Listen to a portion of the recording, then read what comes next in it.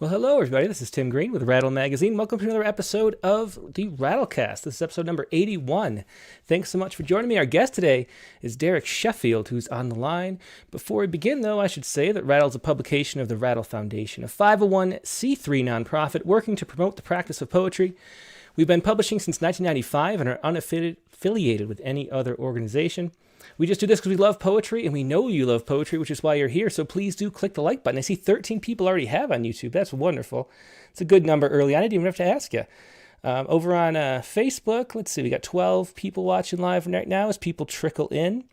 Good to see you all there. Make sure you click something on Facebook if you're not following us or turning on subscribe or turning on notifications wherever you're listening to this right now. Please do that. That really helps. Poetry doesn't spread around the internet that much without your help, so we really appreciate it when you can. Now, we have a special guest today before we get to Derek Sheffield. Zoey Sheffield is here, who is the first Sheffield family member to have a poem in Rattle. She beat her dad by several years. I don't know if she rubs that in a little bit. But Zoey first appeared in this this issue of the Rattle Young Poets Anthology in 2015. She was 6 then. I think she may be 13 now. But here she is, Zoey Sheffield. Hey, Zoey, how you doing today? I am okay. Yeah. Is this, have you done poetry readings before? No. And let me ask, are you still writing? So this was, 5 or 6 or 7 years ago that you wrote this poem. Are you still writing poetry? Yeah, sometimes. Yeah. Well, let's hear it. Your poem was Peace and Rain, and a really wonderful poem here. Do you want to go ahead and read it? Sure. Okay. The raindrops fall on all that is quiet. A soft wind blows a tear off your face. The sense of a penny is less than your love. A good night. Excellent. And that was Peace and Rain by Zoey Sheffield from the Ripa number 15. Do you want to talk about the poem a little bit? What were you thinking? Do you remember what you were thinking when you wrote that? I do not remember. I think I came into my dad's office when he was away on a trip, and I just saw his notebook open, and I flipped open to a new page, and I just started writing that. I don't remember what I was thinking, though. Oh, that's so fun. Well, it's such an imaginative little poem. We just love it so much, which is why we love these Rattle Young Poets anthologies. So thanks so much for sharing that, Zoey, and for reading it today. Thank you. Cool. Okay, well, now I think we'll move on to Father Derek. Well, Nice for you. So, hey, Derek, it's good to see you, too. Hey, Tim. Yeah, so first of all, what's it like having a famous poet daughter? Do you feel outshined? I have to tell you, I'm sort of there's a strange sort of disappointment now that I've finally made it in through the gates at Rattle Magazine.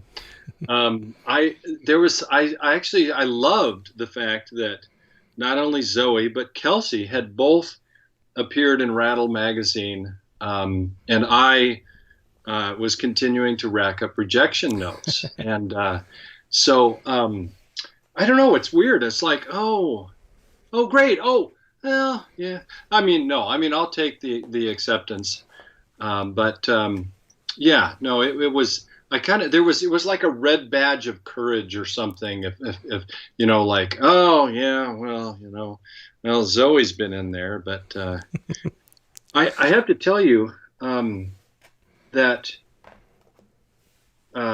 that's the most information I've ever gotten from Zoey about the genesis of that poem. Oh, interesting. And from my perspective, I went into at that time I had a little room in the garage building that was my office, my study, and I remember going out early one morning, about 5:30 in the early dark or something, and here was my notebook, and I like to use these big kind of sketchbooks where I can write down lots of stuff and sort of scribble and stuff. And Zoey had been already sort of colonizing it a little bit, as you can see here. Now and then I would go in there and see little drawings and stuff like this. But this time I saw that it was open to this fresh page, and here was this poem. And I looked at it and I thought, and here's I scanned it. Oh, wow. I've got the original. Mm-hmm. See, that is just one of the best lines. The sense of a penny is less than your love. I mean, that is one of those lines that just stick with you forever. Where the hell did that come from? I mean, I saw this thing and it was sort of like, seeing a paw print out in the woods or something. It was astonishing. I mean, it was like, hold it, is that my print? No, that's not my poem. Who was here? Who left a poem? And oh my gosh, that's Zoe's. That's Zoey. It was a moment of absolute wonder, and I mean, she's never done that since, where she's just gone in, turned it to a fresh page, and left this poem there. But I mean, it was really a special moment, and yeah, I'll never forget it. And then that was the one you all picked for the anthology. Yeah, what's interesting? We just picked poems for the next anthology, and another poet, which we haven't even told him yet. It was just this weekend we were going over the poems. Mark Allen DiMartino, who's been on the Rattlecast, his daughter did the same thing. He found a slip of paper with a poem on it at the same age. And we're going to be publishing that poem in the Young Poets Anthology coming up. And what do you think it is, though, about there's like a magic in kids? Like, it feels like as poets, we're trying to get back to that place that we used to be at all the time as kids, where the world is a wonder, and we're just sort of, riffing on the craziness of creation. Or what are we doing? What do you think about that? Oh, I think that's exactly right. It reminds me of something that one of my teachers, David Wagner, used to tell us with respect to that. He said, all we can do is try not to get in the way of ourselves, is try not to let that critical, that analytical, that adult part of ourselves get in the way of this natural creative force that we come into life with. Naomi Shihab Nye has a poem called "Where Children Live," I think, that speaks to the contrast between us adults and those natural poets. And she's funny. She says, "Yeah, I don't write poems anymore." I mean, what she would do, she would at that time, when she was 6, 7, 8, 9, she would come into my office and she'd be like, "Oh, you're working on a poem?" She said, "Okay, well, I wanna write a poem," and she would just speak a poem out to me, and I would transcribe it for her. And she probably composed, I don't know, 10 or 12 poems like that. She has another probably 20 poems that she actually has written and composed. And she hasn't been showing me much lately, but just while she was here waiting for us to get going, oh wow, she drew this, Uh-huh. I mean, she's always making something. It's a painting, or she's writing in her journal, or she's making a little TikTok video. Yeah, it's just amazing how creative kids are, and then it sort of fades away at a certain age. I think we start to get self-conscious and not letting that freedom out or something. And it takes a long time to learn how to get back to that place where you're being spontaneous and letting things happen. But let's we could go on and on talking about kids' poetry. But let's talk about your poetry, and let's start out with a poem of yours. I think you wanted to start with "Daughter and Father in Winter," which is a good place to go given the introduction here. Yeah, and real quick on that note about poetry and kids, when people would ask William Stafford, "When did you start writing poems?" He said, "When did you stop?" Yeah. So we're going to dovetail off of Zoey. And here's a poem that was just a gift of a winter's day, called Daughter and Father in Winter. Clap like this, she says, and we clap the stuttering snaps of the kindling coming to life in the stove we have scooted close to play the game she makes as the fire goes. Raise your arms, and we move like flames, waving hello and goodbye to the snow outside our windows. Now close your eyes, and she gets us to bunch ourselves into balls and hold tight inside the heat's growing belly. Don't peek, and I don't. Stop peering into the dark. Silence, ash. Look, it's snowing in my eyes. Yes, I say, opening mine. And I'm starting to freeze. She opens her eyes and sees the frost in my beard. Her laughter ignites another fire.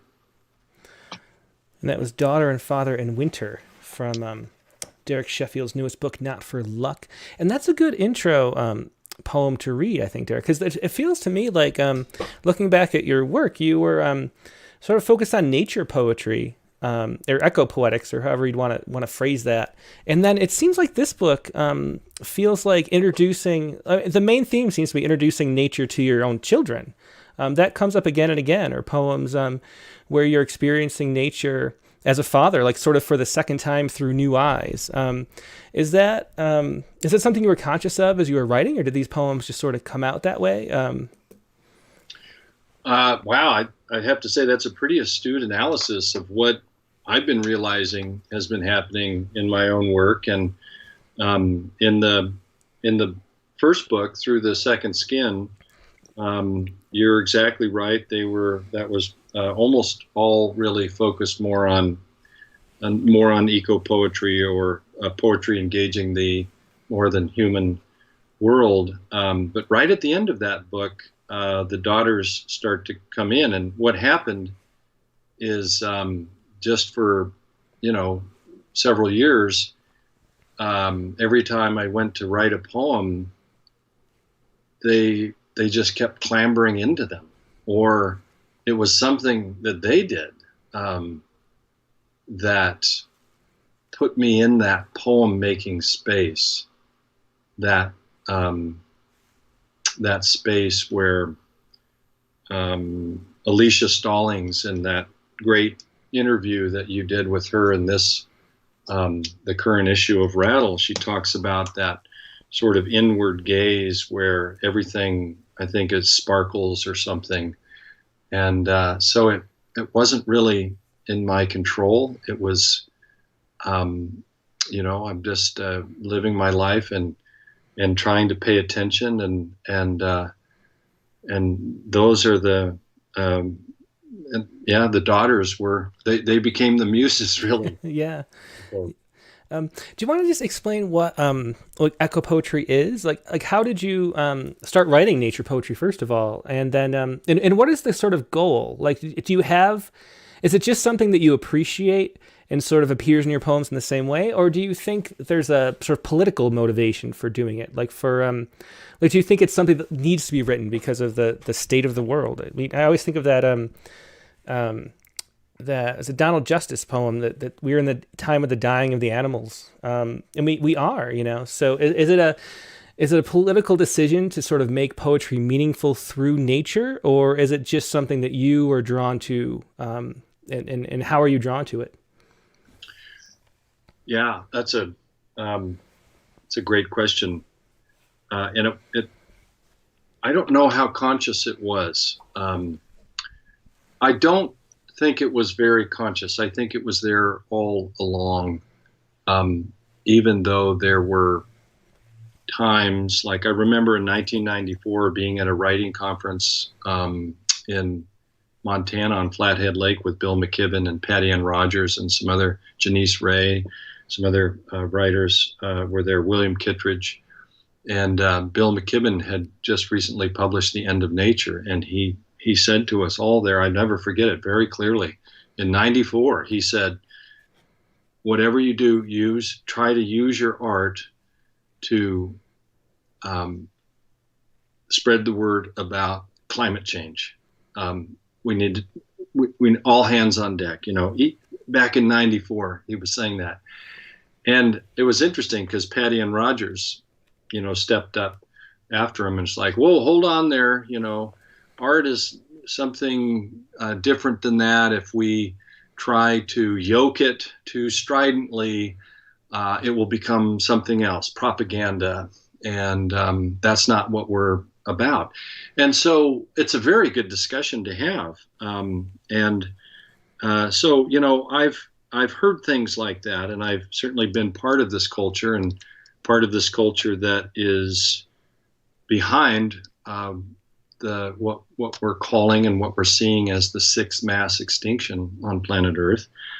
But I have to say, if I think back to my childhood and growing up in these second growth woods in the South Puget Sound and kind of around rural Oregon a little bit there too, I think that biophilia is the term. I think it was E.O. Wilson who coined that, love of life, biophilia, was always there. And to answer your question about eco-poetry, I think I was naturally drawn there because it's just, one of my primary concerns as a human being. It's written in my upbringing or in my genetic code. And so I think eco-poetry, some of it can have a more overt political flavor. I would say probably any poem these days is political to some extent. But I think of, and we could have a long academic discussion. Robert Hass wrote a 30-page beautiful introduction to the Eco-Poetry Anthology that Trinity University Press published. And then Laura Gray Street and Anne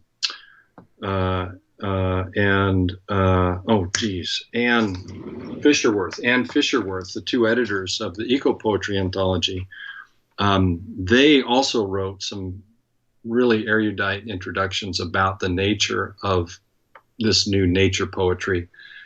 And but I think that really sort of, I just think of it as poetry that is aware of our interconnected reality, and that we as human beings are animals, and that we are not here without the living systems around us.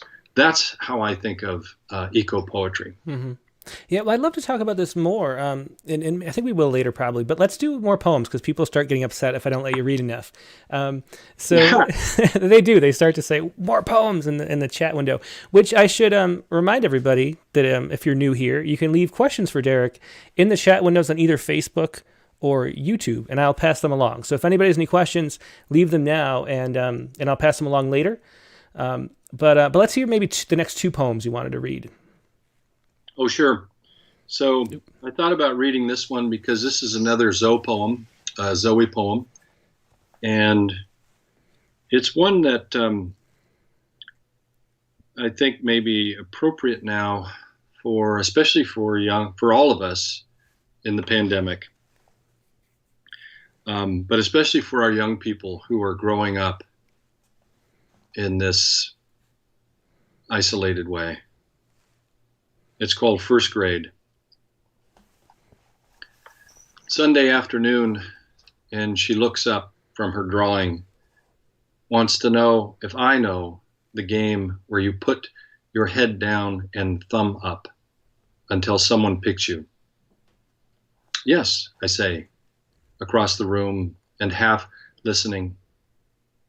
Well, I always picked my friends, but they never picked me. I pause in the middle of a sentence. Who are your friends? Everyone, she says, as if I had asked 1 + 1 or the color of the sky. Sunlight draws a skewed rectangle across the floor. I see, I say, and let my notebook close, seeing children in rows, heads on desks, her big ears poking through sandy hair, listening for a step or a breath. Yes, I remember that game. And I stand and walk over to find the outline of her hand plunging through a white sky. That was first grade. Love that answer, everyone. Let's do the next one that you wanted to do too. Okay, so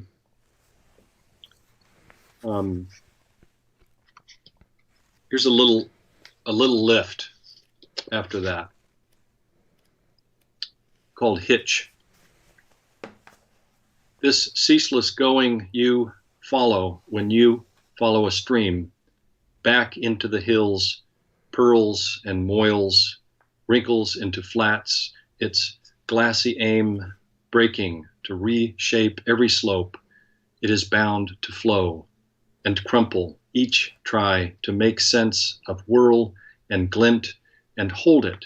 What's this gliding your way on that lit skin but a white dab of a day moth stuck upside down, wings full spread and legs like sutures, crookedly struggling. And you who have seen this many times, this time are grabbing for a stick to reach with and miss again and stumble jog to try once, no, twice more before you lift it dripping into the air, even as you catch a glimpse of yourself in the streaming sheen, holding a bite-sized hitch in earth's weft. For you do not stop your dimpled twin from swiping it onto your finger and peering into the pin-pricked black of its globed eyes, which must see you multitudinously, the you who has killed and eaten and licked his greasy fingers, the you who has hurt others and borne grudges, and the you who will again. And this one, who walks upstream to the tallest pine tree in sight to divert a little life, for once at least this one, onto the bark, where it crawls wing-shivered into one of the many furrows, puzzling its way up past how many flakes and branches, breaking how many rays of light, and how many needles, flaring all the way up to where a wisp of cloud in the whole blue sky floats. Another beautiful poem from Not for Luck. That was Hitch. An interesting question already from Holly Thorpe. She asks if you describe your philosophy as animism or aligning with animism. Oh, yeah, I like that. Animism. Let's see if I can recall what that is exactly. That I think that just speaks to the agency of all beings, right? That everything has sort of a spirit, and and that we're all interconnected through sort of a kind of a spirit. I think that's what animism means. Yeah, I mean, I was drawn early to the American Transcendentalists and their conception, Thoreau and Emerson, and their conception of the oversoul, which I think was really about the same thing in animism. It's astonishing to me that I think we're getting better on this, but for a long time people wouldn't think that animals had any kind of spiritual nature to them. that they were some kind of little clocks left to do what they do around us. Yeah, I don't know how you could think that really, but it definitely is something we thought for a long time, and still through the the farming industry and things treat it that way in a lot of cases. Although maybe a virus I could see as not having as being a kind of clock. I'm not sure that has any spirit, but animals definitely do. Somebody else asked, and I was wondering this too, about the structure of that poem, Hitch, which, the way the stanzas move around the page. And it reminded me of sort of bark flowing down a stream, maybe, like moving over rocks and things. That's kind of what I was imagining, but is that what you had in mind? Yeah, I think it is. And this might call it a concrete poem or a shape poem, with this kind of riverine. The stanzas are riverine as they move down the page, sinuous, wending. They wend. All the shape poems I've written, just like this one, it's strange to me how the shape came from the process of making the poem. And, of course, that's what I think we love. And I'm guessing that all of us here tonight are practicing poets, that we have practice. And when we're engaged in that practice, we're in touch with something that feels like the other, like God, the muses, the divinity, the cosmos. I don't know, but where we go back and look at our work and we say, "Oh my gosh, I had no idea that was saying that." Okay, and that feeling that it's working through us. And I think that the boring term we use for that in instruction is the writing process. Okay, my gosh, that is like, oh God, you want to kill something. Whoa, no, I think that's what it's talking about. But man, it's we gotta use better terms. That might do some great work in composition instruction. Yeah, I think of it as a spiritual process of getting into the sort of state where you can be a conduit for that higher mystery. I wish we would call it that, although maybe not that, but there's some mystery and there's some special thing into the state, the mental state that we get in when we create art, which actually leads back to the question about political poetry, because I feel like there's sort of two ways political poetry can be done. And there's one way that's kind of easy, which is sort of just cheerleading for good values, kind of, and saying like, this is a good thing to say, and so I'm going to sort of preach to the choir on this. But then the difficult thing, which I think to me was where poetry's value comes in, is looking at a lot of your poems. There's a sort of a sense of trying to understand what the problem is and like what your relationship is to it, and there's sort of a figuring out that's going on in the process of the writing, and so that you can come to a better understanding of what the political problem is. And to me, that kind of feels like what's useful. Do you think of it that way, or do you think about not being preachy? I think you used the word preachy before, but that's the thing. It's like a lot of political poetry, a lot of maybe slam poetry, for example, is sort of preaching to the congregation and the audience, and you get this sort of great energy going. But it's all things that you already know are good, which is sort of why I'm more drawn to the sort of more complicated stuff. But I don't know.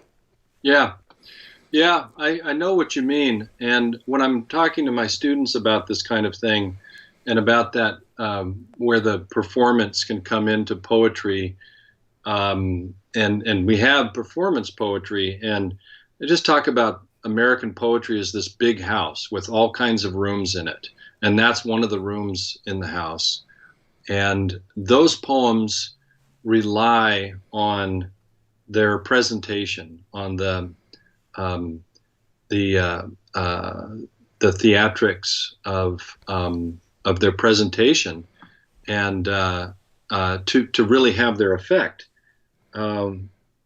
See, I think it's more than just that, though, because I think it's an actual like direction of intent or something. Like I think there's a way that a poetry performance ends up feeling sort of like in a way a rock concert does, where there's a coherence of consciousness, and we all get like a big emotional feel from that. Like we all get to experience this sort of collective emotion, which we don't outside of like music very often.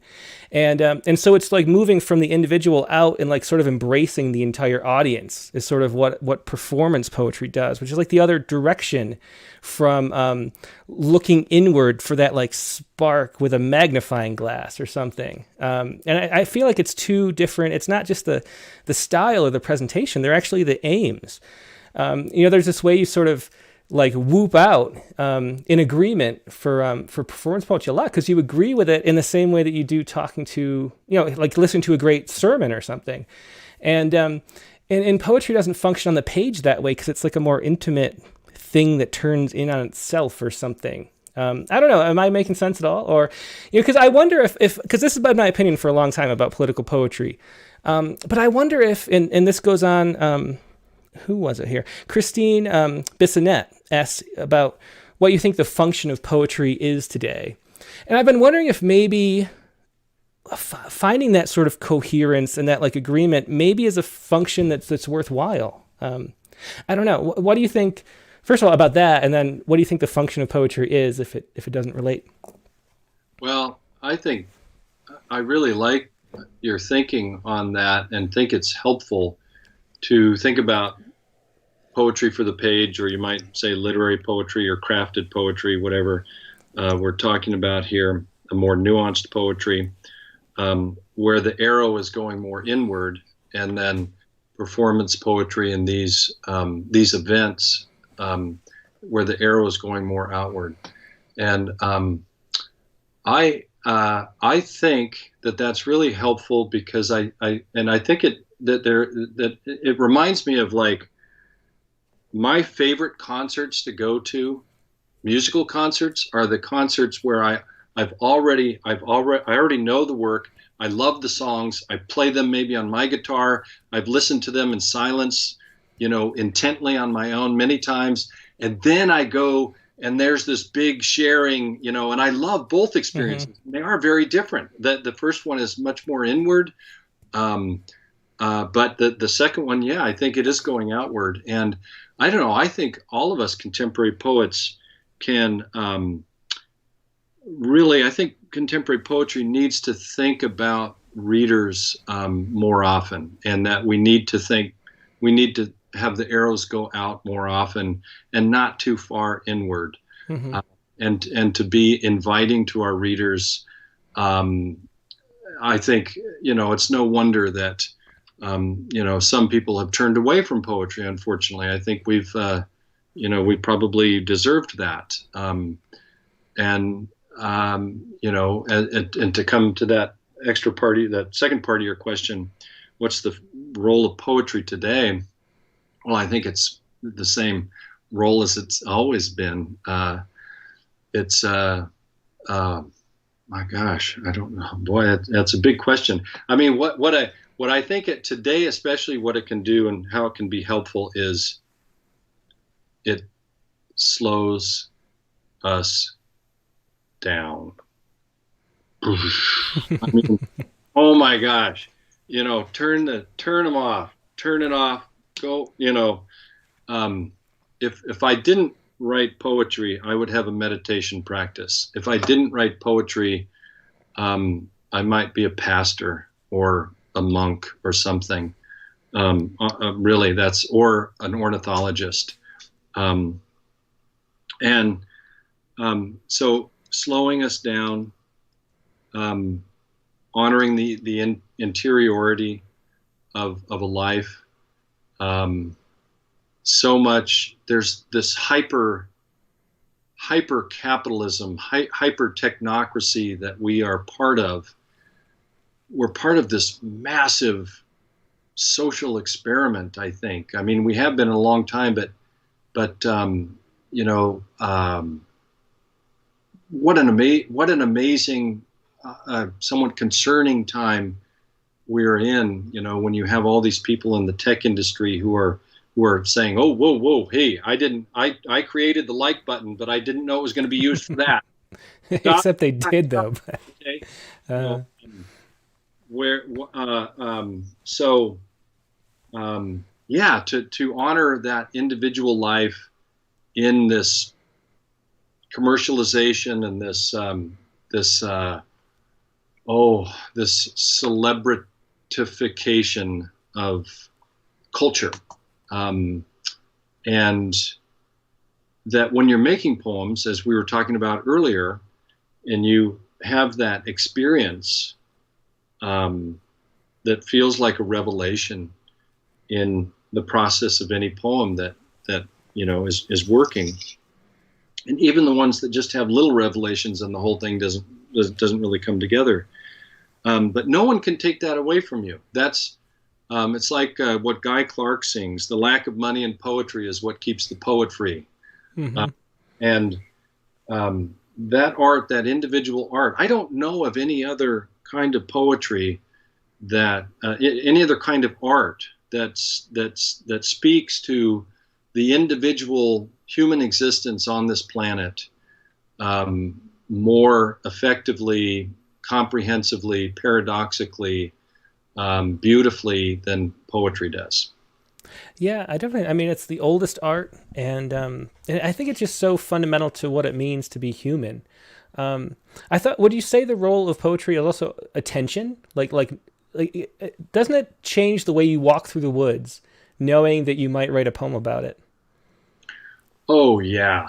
I mean, and that gets back to, again, that terrific, I just loved that interview. I've been following Alicia Stallings' work for some time, and this interview, if you guys haven't read it yet, is just masterful and beautiful of Alicia Stallings, and it's a real treasure to have. But I remember in there that she was talking about, again, that you get into that place, and if you have this, I mean, I was thinking about it actually just even earlier today. It's sort of like, I mean, when you focus on the process, when you think about poetry as like, okay, so I'm someone who's going to be making poems, and you organize your life around that to make that happen, you're sort of a compass. You're sort of training your compass to always point to that. No matter which way you turn, it's always going to be pointing that way. And yeah, I mean, when you live your life like that, and when you write the way so many of us do, then anything in your life that happens to you might end up in a poem. And yeah, it does sort of make everything sparkle. It's in service to life. It doesn't take away from life. You get to that romantic notion of suffering. I need to suffer so I can make this great poem. Oh God, thank goodness William Stafford was a role model for me. I mean, he didn't believe that at all. Like, oh yeah, no, don't, man, if you're depressed, go get treated. Don't wait, try to write a gooder poem. But yeah, poetry in service to life. Exactly. Yeah, there's a lot of really interesting questions in the chat windows. I think we'll get back to them, but let's do 2 more poems to make sure we get a good number of poems in this episode. Okay. So let's see here. How about, I should do one. Oh, that's the Rattle magazine. I want to do a Kelsey poem here. This is The Daughter's Night.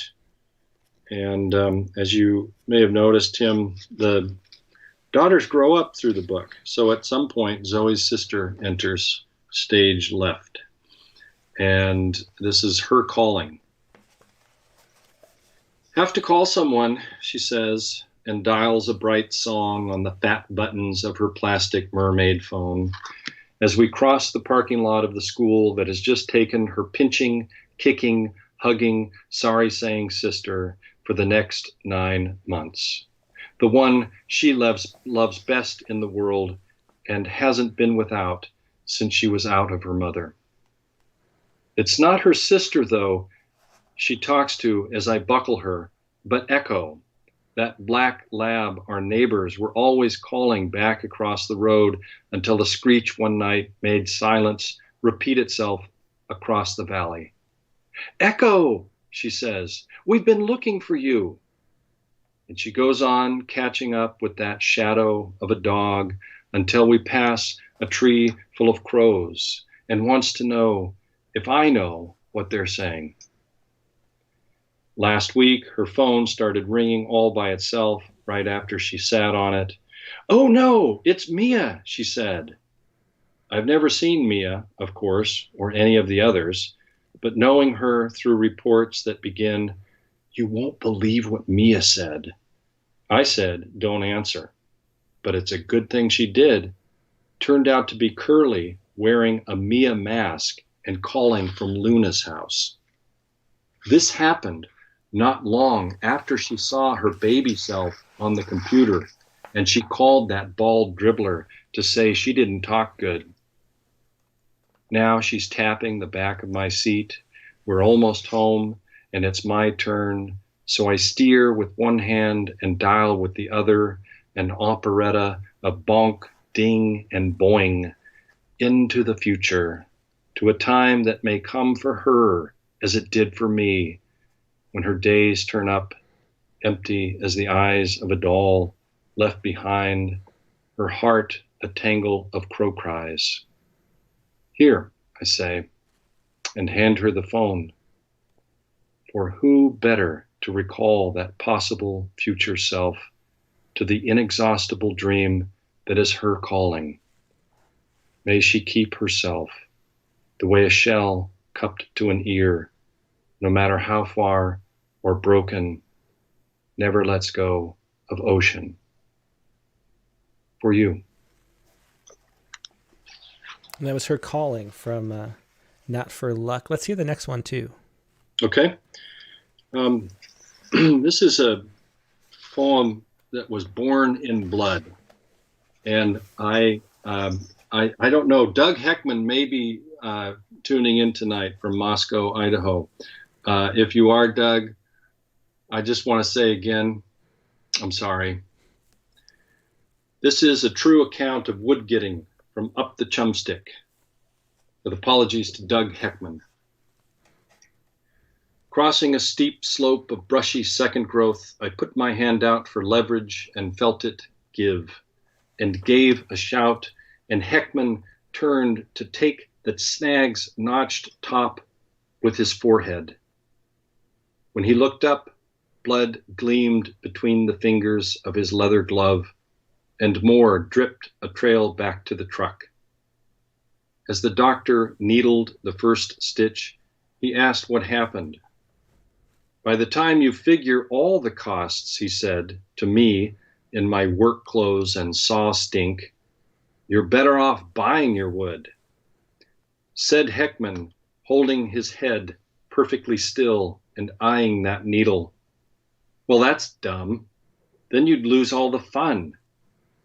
Not a prick of irony, but the bright slice of a meteor across the exact night I was gazing into. Another 7 stitches, a short drive, and he took the stacking so I could have the skinny rounds of the snag that blazed him. That's what I see when I see him now. A head as clear as his.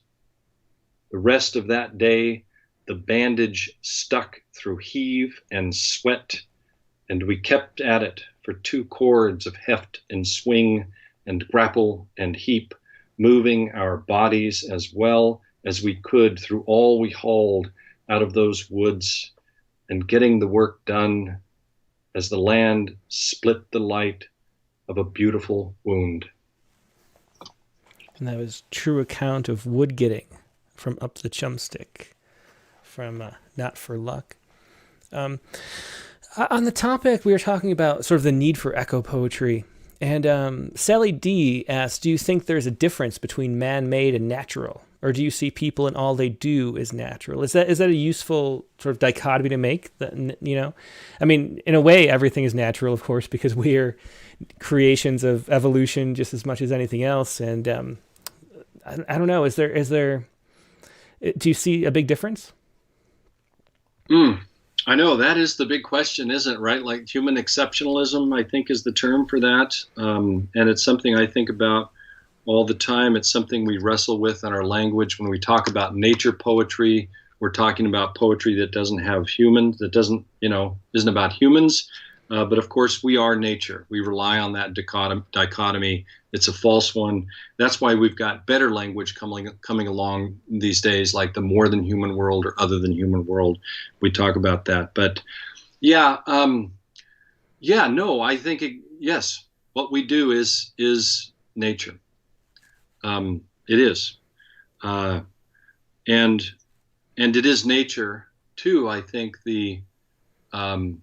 our sense of ethics or morality, to see what we are doing to the rest of the beings on the planet, to the living world. And again, even there, I'm relying on that dichotomy when I say the rest of the beings. What we do to this, what we do to that is what we do to ourselves. We know that. So yes, we are nature, but we can't confuse that with that means everything we do is good, right? I think that's the crux of. Yeah, the naturalistic fallacy in reverse or something. There was a interesting discussion going back about reading poems, and it was back when we were talking about performance poetry a little bit and comparing it to page poetry. But people were talking about whether or not you enjoy reading, like not you personally, but in general. And somebody said something about, it's way back up in the comments, but how there's a sense that we shouldn't enjoy our own creativity, which is a toxic sort of sentiment. Do you find yourself enjoying reading, which is what I'm wondering about? Do you like reading your own poems? And is that something that you feel, or do you sort of get sick of them? Because I don't know. For me, it seems like you kind of assume that your experience is like everyone else. I love reading my own for a while, and then I get sick of them, which is kind of how it works for me. How does it work for you? Well, I mean, I think it's a good sign. If you're really sick of the poems in your manuscript, then it's probably going to get picked up by a press. Good idea. So, I don't know. I mean, I do like reading my poems. I'm not manic about it, though. I don't really seek out many opportunities. If and when I do, then it's because a book has just come out, and I got to do a couple of these things. I mean, I love reading poems and quiet on the page and in the early dark. I mean, that's how I start out every morning. I've got, a stack of poems, books that I'm reading. I'll read a few poems out of each book, and before I maybe start scrawling on some paper, and I'll read those aloud to myself, because it's an oral art form, and that's, I mean, it's very strange because we create these things typically in silence and solitude, and then we take them to, this reading, which if we weren't, in front of our computer screens, we would be in this big hall or small, the smallest bookstore or something, gathered together, and that's very intensely social. So there's a paradoxical nature to it, And I think it takes a little bit of both. I like readings, I think, maybe for the same reason that I like it when I loved getting your note when you finally, Tim, accepted a poem. I mean, come on. And I like that because it almost instantly turns into energy that goes back into making the next poems. And I think that's what it's all about always, is the honoring the process and how you're organizing your life to help yourself be in that making space. Yeah, I think that's a great point. I think one of the best things about a reading is that you want to go write a poem at home afterward. Whether it's at used to be at the college library, I used to go to poetry readings. I'd go run to my dorm room and write. And now after these, I always want to write poems. And that's kind of there's a way that a poetry is sort of a grand conversation, and so you sort of feed in some of it and then you sort of put it back out. And there's a way that this all works together in some kind of synergistic way, to use one of those buzzwords from 10 years ago. Let me see. So Patricia Rockwood asked about your writing process, and I'm curious about that. She wants to know what your writing process is like, and do you write every day, whether you feel inspired or not? You mentioned earlier the sketchbook that you have. So I was curious about that too. How does your sketchbook work, and how often do you use it? Well, the sketchbook is, I don't know, it can last for years because I draw a little, this is like quotations or little ideas or a something that one of the daughters said, or something I'm reading, a dream. Here from Thor Hansen's talk on feathers, at Birdfest. I carry a little notebook around with me, and then we'll transcribe them into here. And do that as much as possible. Try to avoid the speaking into the notes on my iPhone or something like that, because it gets deeper if you involve the body more. But in terms of writing, drafting, for a long time, I've been using these, what are these, legal pads? Yeah, legal pads, like this, and just have it on a clipboard. And I really like those because they're long, and I always start out with handwritten drafts, and I try to stay as long as I can with handwritten drafts, and then at a certain point when it feels right, I jump to the computer, and that's super exciting to do that, because you see it in the typeface on the screen. It's like, oh wow, now it's sort of like becoming real now, out of the handwriting. And I like that. I've actually even, I think it was maybe because I was reading about Barry Lopez's life and how he used this IBM Selectric 3. I was remembering my grandfather's old typewriter.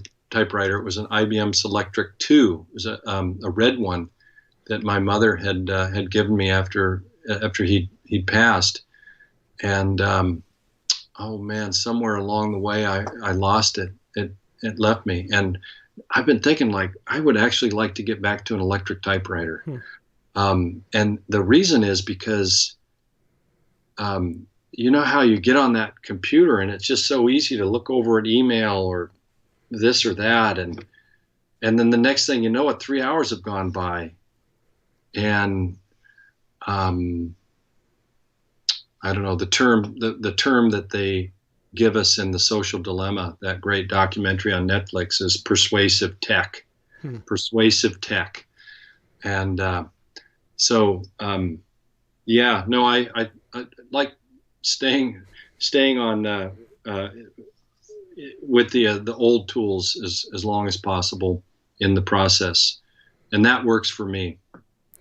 Yeah, I think that's a great point too. Just that persuasive tech. I think poetry and books are really the antidote to that. And I think the reason why books, if you look, 15 years ago or so, everybody thought ebooks would take over, and the reason why ebooks don't is because they don't feel like your phone. You can get lost inside a real book, and so book sales are in print are taken off, and in the tablets and stuff really aren't. For the most part.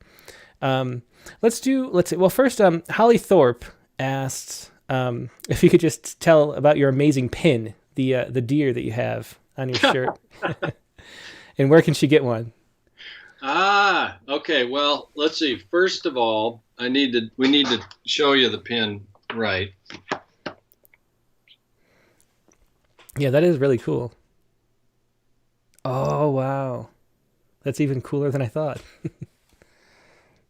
And so this is, I don't know, it's kind of it's a mark of failure, perhaps. One of my, I happen to know Holly Thorpe, by the way. She was one of my very talented recent poetry students who's working on her Master of Fine Arts right now at Eastern Washington University. Hi, Holly. And so this pin was made by someone who came through the same class you did about 15 years earlier, Carly Feddersen. And Carly was also very talented, and I think she took creative writing like 5 times or something before she finally moved on. And anyway, she actually, she's not really making poems, she turned that art into jewelry and into jewelry making. And so this is Carly Feddersen makes these, and it's Ddersen, Feddersen. And if you Google her, these are, she does just beautiful work. She's in New Orleans now. She went from Little Wenatchee, Washington to New Orleans. And she's still practicing. She's got a little shop there. And, she's not making poems, but really, it's the same thing. It's like Zoey. Zoey's doing a lot more painting these days and drawing. But it's the same. Yeah. Art is art. It's all looking inside yourself and pulling out that magic. We're supposedly up on time, but since we start with Zoey, let's do maybe an extra 10 minutes, and maybe we'll do one poem, then a question, then another poem, or something like that. Okay.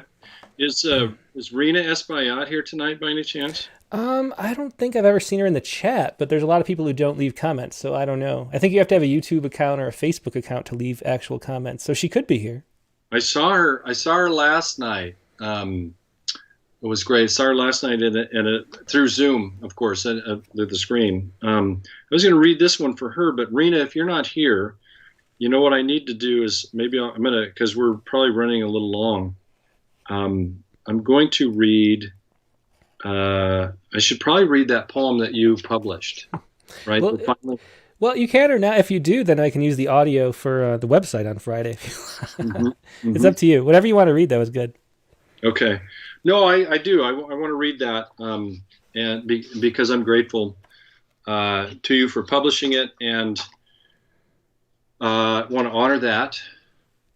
I also want to just read it out of here, because I just want to say that I've had some, poems in Poetry Magazine. I've had some poems that were published in places like the Georgia Review and then picked up by Poetry Daily. And then I would hear from readers once that happened. Well, I have to say I'm really, as we've made abundantly clear, this is the first time you've allowed me in these pages. And I have to say that I'm really impressed at the readership that you have cultivated at Rattle, because people have been tracking me down about this poem. And there was a young woman who first got a hold of me who who said, I was reading your poem and I knew it was your poem, but I kept seeing myself as you and your father as my father. And then just recently I had another fella reached out to me about this one. So that tells me that you're really creating readers out there, and that is doing us all a service. So thank you. Yeah, well, thanks. I mean, that's what the goal always is. It's the greatest thing to hear, is that people are contacting the poets, which I do. Fortunately, we get to hear that a lot. So, the whole reason we're here is for people to read and listen and share poems. So it's great to hear that that's the case. Okay, yeah. So this is exactly what needs saying. There's Father at the kitchen counter, and there he is at the stovetop, where a steel pot's beginning to bubble. Now he's picking up and putting away, now rinsing plates. For tomorrow it begins again. It never stops. Your whole life with him. And now, when you visit, he's standing at the sink, face clouded in steam, hands carefully drying each glass as you sit in the family room, sharing your life with your sisters. It keeps going, this hiding behind the sweeping and wiping, this acting as if the crumbs you might scatter or the dirt on your shoes is what matters. This pretending not to see you, rolling around on the floor with your toddler daughters, one after the other over the years, plopped on that same red rug, shaking her hands and crying as you crooned, use your words. It never stops, this reserve of doing what needs doing. And his father before, always going or gone to harrow or hammer. And what about you? Alone in the dark of morning as you like, here in your house on a side street, while your family sleeps on. How much longer will it be before you stop doing and start saying exactly what needs saying? Excellent. That was, of course, exactly what needs saying from Not for Luck and Rattle number 70. I was counting up. We've only done 7, or we're on pace to do 7 poems. Let's do 2 more. Let's just go a little long, and that's fine. Well, why don't you do another one? Then we'll do one more question, and then we'll read the last. Okay. Great. This is a shorty. No, I'm going to go with the longie. I'm going to send this out to Rena because she sent me a sweet email last week, and said that she really appreciated this poem. Rena, this is for you, lady. This is It Wasn't the Laundry. The father could not have known the woman he'd hired to be with his children while he followed his work to far cities would bring such pain. It wasn't the laundry, floors, or sack lunches, not the dropping off or picking up that did it. It came after dinner when she called them to a game and kept calling until even the boy closed the latest in a series of books where he'd been since his mother had left, and unlocked his door and walked downstairs to get it over with. With that woman and his 2 sisters, he sat around the little used dining room table to connect 4 colored discs or link cool tiles with clicks across the polished wood, or lay down a card. Uno. The pain they learned began in queries about their day and help with fractions, and how to stitch a rip and fry potatoes. It grew in flowers from her garden, the blue wheels of bachelor's buttons and purple-hearted Sweet William. Do we live in your days, mother? Where this time, Father? Their faces over years around that table starting to smile, to fly into laughter. Now that woman, neither father nor mother, lies in a distant bed. Different people on different shifts lift spoons to her mouth, change her sheets. There is no more calling or hearing, and no games but the one in her eyes turned toward a window, where twice a day twilight touches her face, being neither day nor night, but a little of both, and both end and beginning. Here is the hurt. Their father did not know he was buying in every check he left on the kitchen counter. Yeah, that was a great poem. It wasn't the laundry from Not for Luck. Looking up back through the questions, who was it that asked? So Debbie Hendrich asks, she says, "Hey, old friend, what is one thing you love to share with your poetry students?" So we had one student on already. So I guess, what is your best advice for students? Because you have been teaching for a while and have had a good number of students. What advice do you give them? Whoa, hi Debbie, how you doing?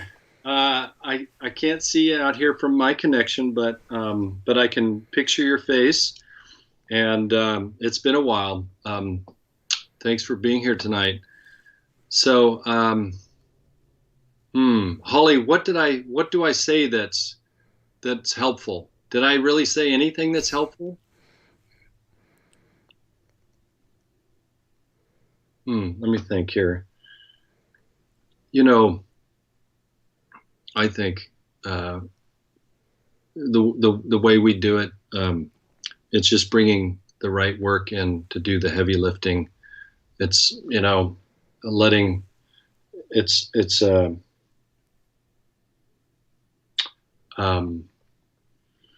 letting them encounter the work and great work. Anything, finding out what turns people's cranks, what turns your crank,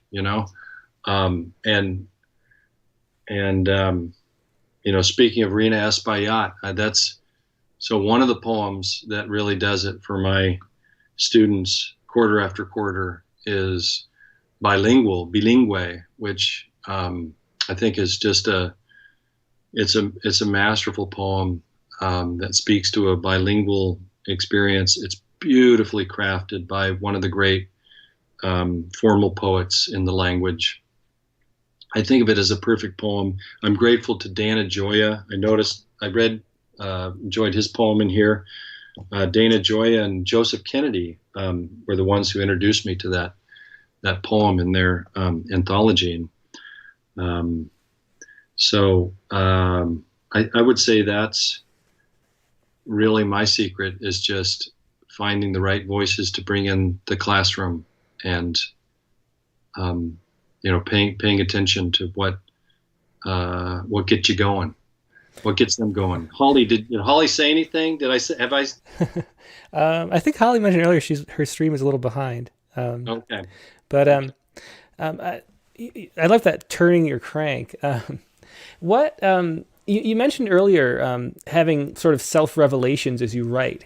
Do you remember the first time you had that experience? Were you young, or were you more, because sometimes a poem just clicks and you have that like magical feeling of knowing something you didn't know you knew. Was there a time, a memorable experience that happened for you first? That's exactly it, right? How do I know what I think until I read what I've written? Yeah. And so, I think it was very early on. I think you started writing poems in high school too, right? Yeah, I did. I didn't expect to, but I just sort of did. Yeah. Yeah. And I know Alicia Stallings was the same way, and and for me it was I had this great teacher, Kevin Miller, in high school, and Pam Wise I had was really important as well. These two fantastic teachers, these generous teachers who wrote poetry themselves, and so I remember working on like the first poem that really got me excited for a short fiction and poetry class in high school, and it was there even then, this kind of mysteriousness to it that I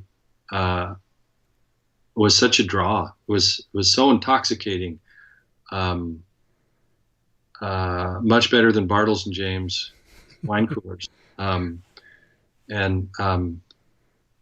Yeah, it was right there at the beginning. I can remember that poem and the way it felt to be working on that thing, and it just felt like the most potent thing in the world that you could be doing. That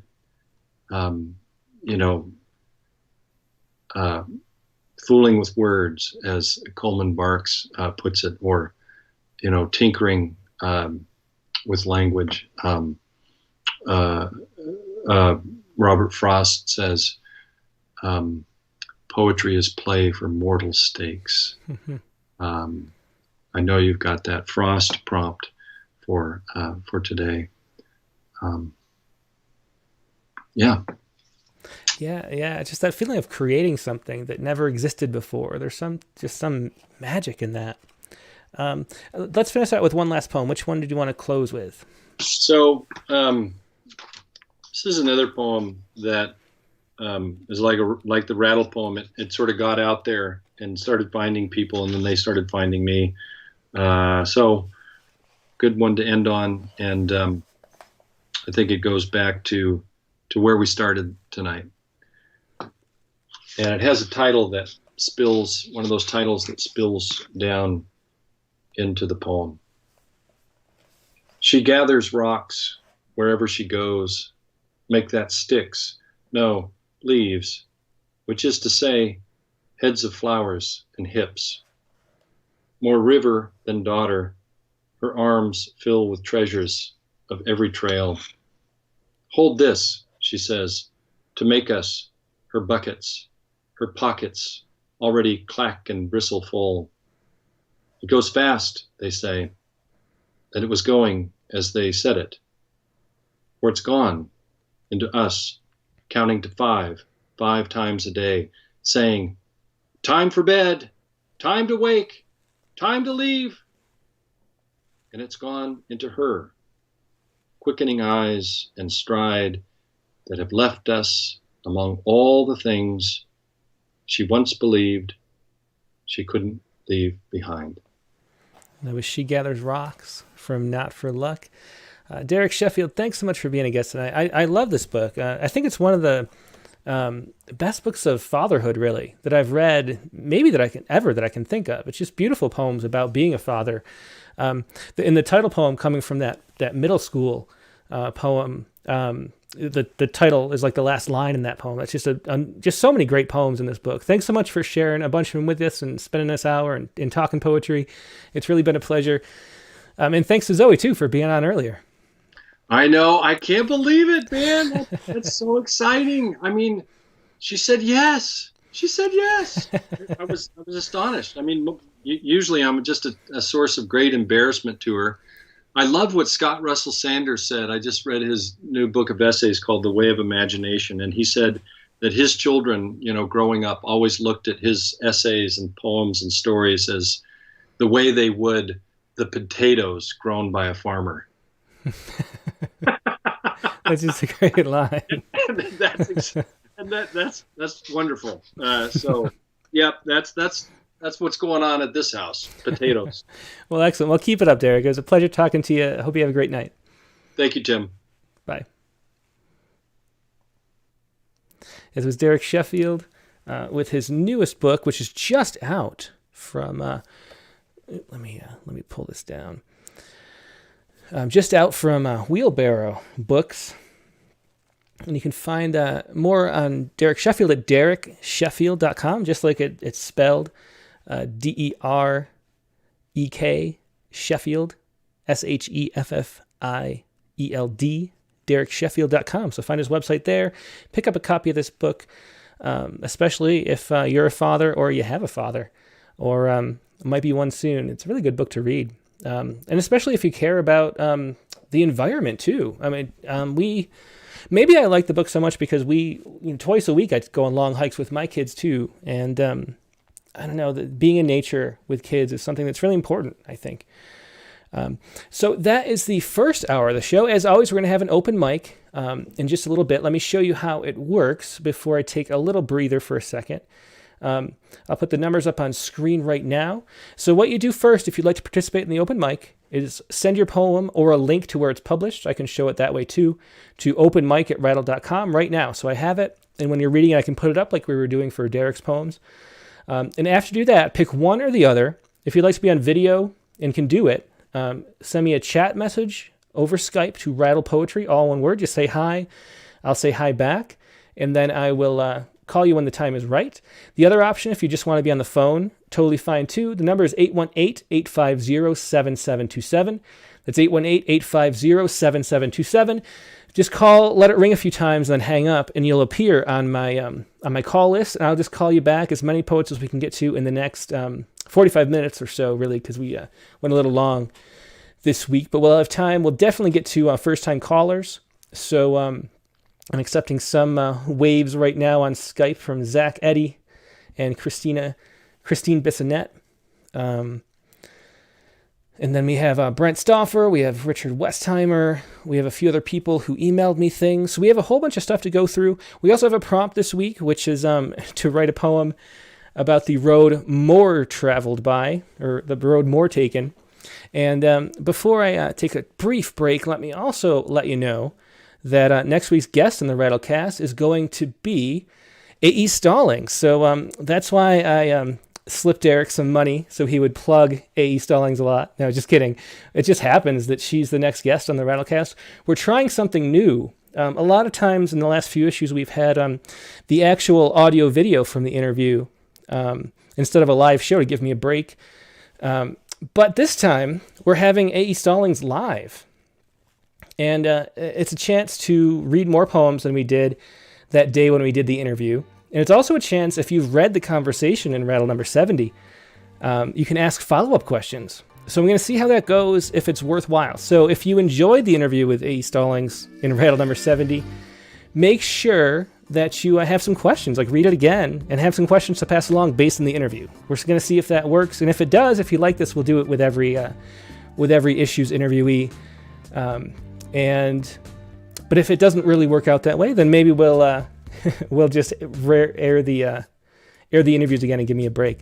So that is next Tuesday, and because A.E. Stallings lives in Athens, Greece, she can't come on at the normal time, of course. So it's going to be 7 hours ahead of time. It's going to be 1 p.m. Eastern Time, Tuesday, March 2nd. That's 1 p.m. Eastern Time, 10 a.m. Pacific, 8 p.m. for her in Greece. A.E. Stallings on Rattlecast number 82. So hope to see you then at the earlier time. Hope everybody can still make it. And I'm going to stand up and stretch just for a minute, pull up some other poems and get things situated. Then I will be right back in maybe 30 seconds or a minute. Okay, hang on.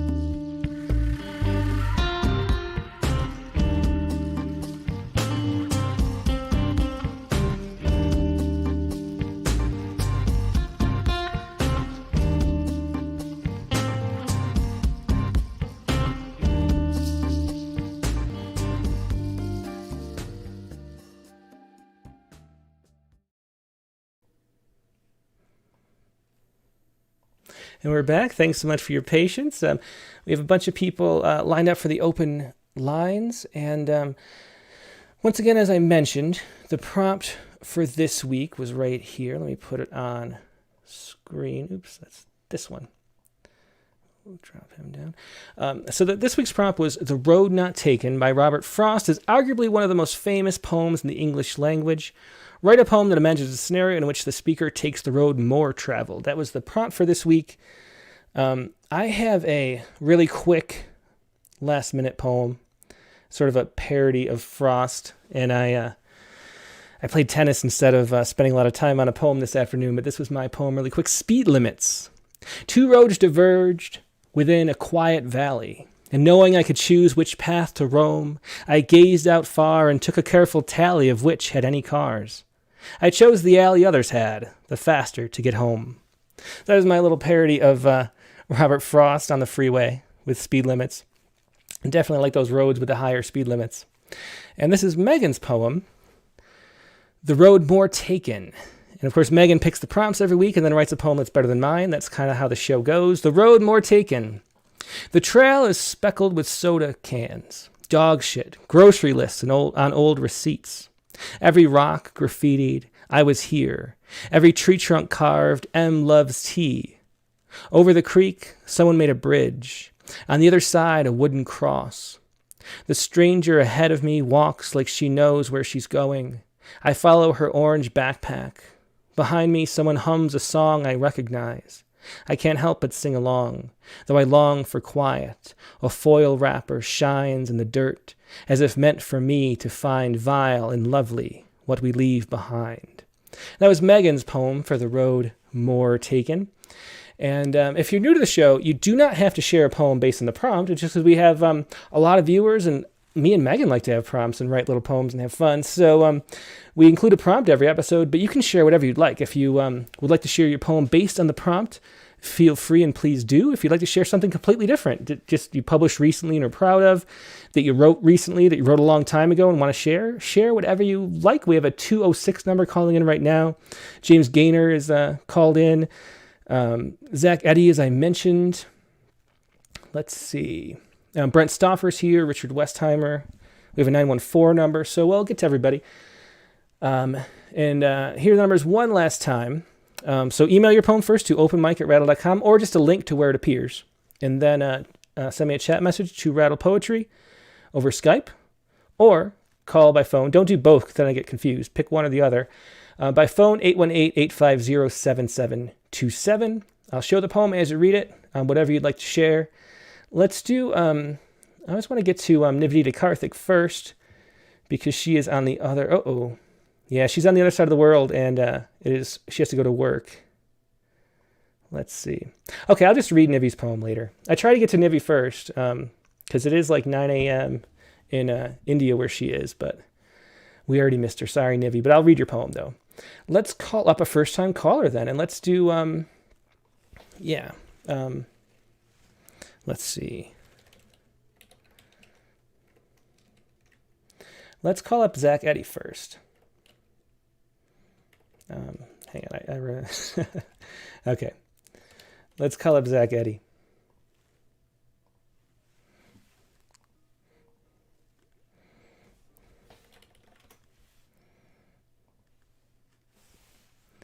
Hey, Zach. Oh, I forgot to tell everybody. I hear myself in the background, so X out of wherever you're listening to it, so you just have Skype open, because there's a delay, and otherwise you won't hear me. So for everybody else at home, do that too.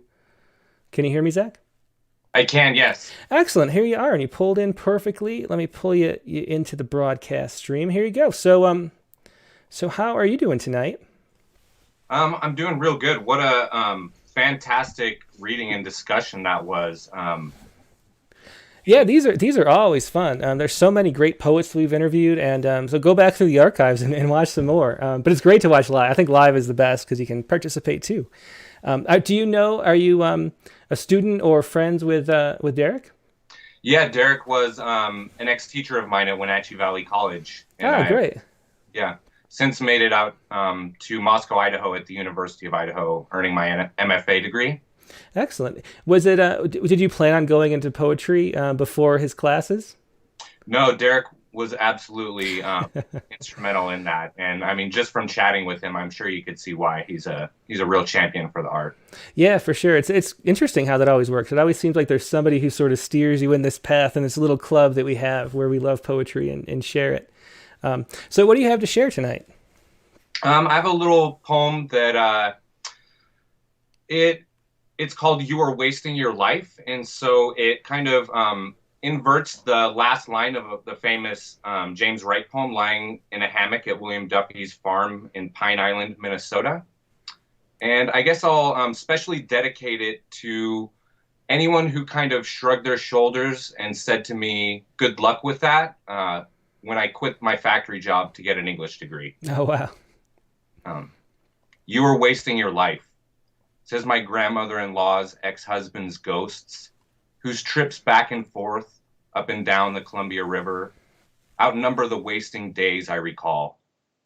And who hasn't asked me in earnest more times than are worth explaining what it is I'm doing now. In her creased Wranglers, Grammy wrenches dandelions from the neighbor's lawn. Clutching a marb, she sprays for paper wasps. I bet they're all listening now to the river's quiet hum, to her schizophrenic niece's voice, flickering in and out from a landline, resting under fluorescent light at the Victorian desk she insists I inherit and never refinish or sit at. Excellent. Thanks so much for sharing that. Was Zach Eddy with "You're Wasting Your Life," a poem that a lot of people here can relate to, I think. Thanks so much for sharing that, Zach. Glad you could join us. Thank you. Good night. Okay, yes, that was Zach Eddy. We got a 360 number calling, which I think is Washington State, so maybe that's another another poet. Let's see. Let's call up now this 206 number and see who that is.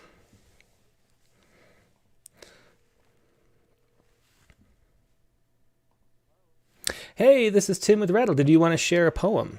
Yeah, I sure did, Tim. I'm going to lower the volume here so I don't have to hear you as I'm reading. Yeah. Great interview. Totally enjoyed it. I'm a good friend of Derek, and I have been for several decades. And the poem I'm going to read, he selected for the journal Terrain.org, where he is an editor. So that's one reason I'm going to read this.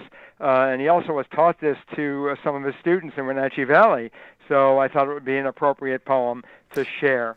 Excellent. Well, first, wait, Sletta, who am I talking to so I can find the poem? David D. Horowitz. David Horowitz. Okay, let me pull it up for everybody. Sure. Take your time, brother. Yeah. Horowitz. Let's see. So I think I remember. I sent it this afternoon. Yeah. Sent. Let me see. Okay, hang on one second. I have to find this. Okay. Why does it not come up? I know you sent it. I remember. Yeah, I did. I can. It's. Oh, it was in Terrain. I was looking for a file attachment. I see. Okay. Yeah. So which one? We have First Stars, Last Light, and we have Flickering. Right. That's right. First Stars, Last Light. Excellent. Okay. Let me put it on screen here. First Stars, Last Light. Perfect. Let me know when you're ready and when I should read. I don't want to do anything. Go ahead. Yeah, we're good. Thank you so much. Appreciate all you're doing for poetry and poets. I don't ever take this for granted. I'm a small press publisher. I know how tough it is. So believe me, I appreciate what you're doing. Awesome. Well, I appreciate that. Thanks for saying that. And glad you could join us. Yeah. You bet. First Stars, Last Light.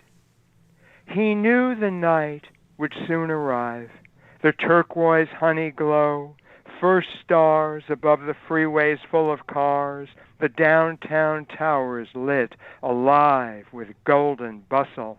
And he knew that winter time would soon arrive, lamps on each afternoon by 5, leaf-freeing gusts and sleet, blue, cold sun, the Christmas music on in elevators. And he knew death strikes, at Mom now, then at you, him, everyone. So, every dawn, he prays for breath and life. When gone, who knows? He knows he's still alive. That death might happen during drive or dance with Christmas music on. Excellent poem. That was First Stars, Last Light by David Horowitz. Thanks so much for joining and sharing that, David. Thanks so much, Tim. Really appreciate what you did with Derek, and have a great evening. I'll let some other people get to it, and thanks a lot. Awesome. Thanks. Have a good night. You bet. Bye-bye. Yeah, it was David Horowitz, and excellent poem. And I forgot to even talk about Terrain magazine, terrain.org. Derek is the poetry editor there. It's a wonderful journal of echo literature, I guess you'd call it. Now let's go to Christine Bissonnette. I saw Christine in the chat windows and things. Let's see what Christine has. Journal of echo literature.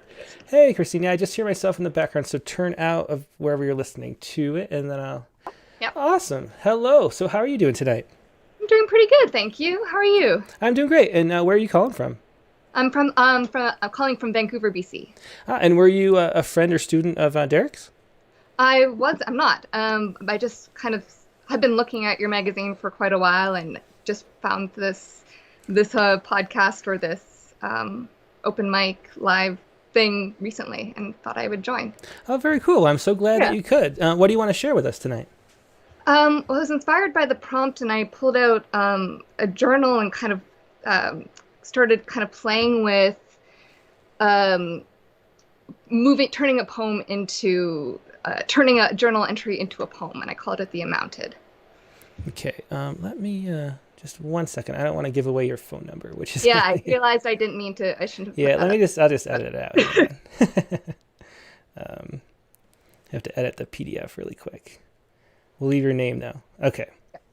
And then close the editing. Okay. So good. This is the Amounted. The Amounted. Go ahead whenever you're ready. Okay. I've been so afraid of failure, and of being invisible or forgotten or worse, remembered, but by a sad shrug from a room full of shoulders seeming to say, she could have amounted to so much. And so I've been quick to speak questions with a voice I disliked, its tremor and softness repeating like sucked in air, not because I needed the answer, but because I needed to know that I had the ability to ask, if I needed to, can I stop? Now, because I'm tired. A sigh. Yes. And so I did. Stop. Took the road more traveled and allowed my wanting and searching for entrances to soften. A glorious complacency that felt like a life. For the first time, that rush of somewhere was here, and I knew where to go. Could follow the rhythm of a day that needed nothing spectacular, and neither did I. For a time. But perhaps I was just biding my time while growing a voice I found I'd started to love. And when I did, I continued my asking where? To next, and waited too long for an answer, hoping, you see, after all this time, that a ladder would be illuminated before me, and I'd finally begin to amount with the ease the passionate profess after they've embraced what they came here to do. I saw no ladder, and wondered instead if each and every one of us is on our own wonderfully specific and uniquely challenging hero's journey. And perhaps not every journey points up towards the skies to a place that towers over the rest of us to join they, the Amounted, who hold cameras at arm's length in front of their beautiful mansions, and say to those of us still searching, want to get here too. Maybe some journeys go downward, dismounting us from everything we thought we knew for certain, and challenging us to release into gravity and allow ourselves to fall for a while and be, for even the briefest of moments, nothing. But something akin to that flash of inspiration, easily lost if not immediately written down. And what if, to that flash of inspiration, you put down your pen and said, I'm okay with losing you, because you are not the only idea that I will ever have. You might not even be the best one. Excellent poem. That was where is that? The Amounted by Christine Bissonnette. Thanks so much for sharing that. Wonderful reading, too. A good rhythm and pacing. Thanks so much for joining. I hope you can join us again, Christine, soon. Thank you. Bye. Yep. Good night. Okay. That was Christine Bissonnette. And my father-in-law's name is Bissonnette. I meant to ask if there's any relation. I don't think so, but he's Canadian, too. Let us see. Let's call up. I think we missed. Oh yeah, we have this 360. I'll try to get to the first time callers first, and we have a 509. The 206 was. Oh, that was. Let me add the 206 to my phone book really quick before I forget. 206 was David Horowitz. Okay, just for next time, then we know who's calling. And let's call up now this 360 number.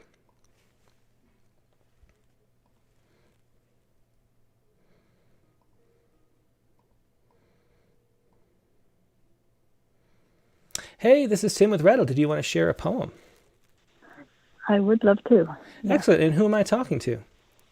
My name is Anita Holladay. Hi, Anita. And where are you calling from? I'm calling from Orcas Island, the San Juan Islands of Washington State. Excellent. Let's see. Okay, so this you have Lawrence Ferlinghetti dead at 101. Did he die? He did. Oh, actually, just today. Oh, wow. I didn't see that news. Today or last night. Yeah. Yeah. So it's actually very, very timely, although I didn't know him, but I wanted to just share it today. Yeah, well, I'm so glad he could. I'm so sorry to hear that news. He's such an important figure, such a lighthouse beacon or something for literature. I know. For those who haven't heard, I'm sorry to be passing it on in this way. No, I'm glad to know. I actually saw on Twitter, I was scrolling through and saw his face. I just figured it was his birthday again, and he was 102. So, because it is this time of year. I think we published a birthday poem when he was 100, I think, on Poets Respond. Yeah, actually, I just looked it up. I believe his birthday was March 24th. Yeah. I had a really dear friend who had met him. That's what this poem is about. She was just about not quite a year younger. Her 101st birthday would have been March 1st. Oh, wow. Well, thanks so much for letting us know and sharing this. Let's hear it. Yeah. Okay, here we are. Lawrence Ferlinghetti, dead at 101. The Times headline never softens it. No talk of passing on or gone, just dead at 101. 1 degree of separation from this man I might have met, but didn't even read, yet one known by one I knew. Inez, in the days she reached beyond her native Oklahoma, trading for a time her white oak hills for ones that trolley cars descended to the bay, and opened her mind far beyond the confines of her parents' evangelism, her grandparents' holiness, even Aunt Annie's old traditions, to hear other ways of praise. My only regret now, as I realize, Ferlinghetti led the way, but barely, born less than a year before my friend, once his friend, or at least acquaintance, is that I never asked her for more details, colors that make a poem pictorial, whether coffee houses yet opened doors onto North Beach sidewalks, or if the only place together was still his bookstore, City Lights, whether his paintings graced the walls, whether poets were announced by posters, or if you had to just show up and wait for someone to begin sharing their latest words that veered the country from its narrow 50s course, whether Diane de Prima had arrived before she left, or just the male poets whose names would all come to recognize, Ginsberg and the others, whether she met Kirby, Lawrence's wife, whether he and his poet friends were warm or cool to her as she absorbed their friendly banter, their crafted words, rejecting the war culture, the rigid bounds for loving, the materialism of their age, whether her hair was already long and darkly braided, some 15 years before wannabe natives would crowd the streets of a nearby neighborhood, turning the hate briefly into love. Beautiful tribute poem. Thanks so much for sharing that and for letting us know. That was Anita Leigh Holladay. Thanks so much, Anita. Yeah, well, thank you so much. A great privilege to be able to share this. And I did come here because of Derek. I don't know him well, but I've met him. We've had a little bit of correspondence back and forth. So, oh, that's great. Well, I hope you can. Here. Yeah, I hope you can join us again sometime. We're here every Tuesday night. Certainly will. Excellent. Thanks. Good night. Thank you. Good night. Yeah, that was Anita Holladay with some news about Lawrence Ferlinghetti. Thanks so much for sharing that, Anita. Let's see. I'm going to do... Yeah, so I'm going to call up Richard Westheimer next because I keep saying that it'd be nice to share other people's poems as well. And Richard says he has a poem by Billy Collins he'd like to read that relates to the prompt. And, we talked in a lot of episodes about how important it is to share other poems and poems we love too. And so if anybody wants to share like a favorite poem that they just read or something, or some book they just bought that they loved and they want to share a poem out of it, I want these open lines to be for that too. So let's call up Richard Westheimer. We'll get to as many other people as we can too. There's still 20 minutes or so. But let's call up Richard and see what Billy Collins poem he has.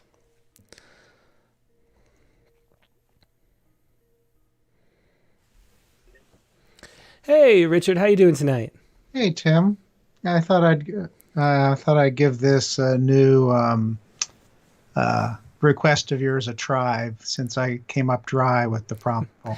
Yeah, I really appreciate it. I think I don't know. I mean, I want this to be a really great podcast for just listening to and appreciating poetry, and so recommendations are something that we should sort of have too. So that'd be great. And I know Billy Collins reads our poems on his show sometimes, so it'll be nice to return the favor here. So yeah, so you have Velocity, and I sent you two versions. I found one that had the proper line breaks on it. Was the second version.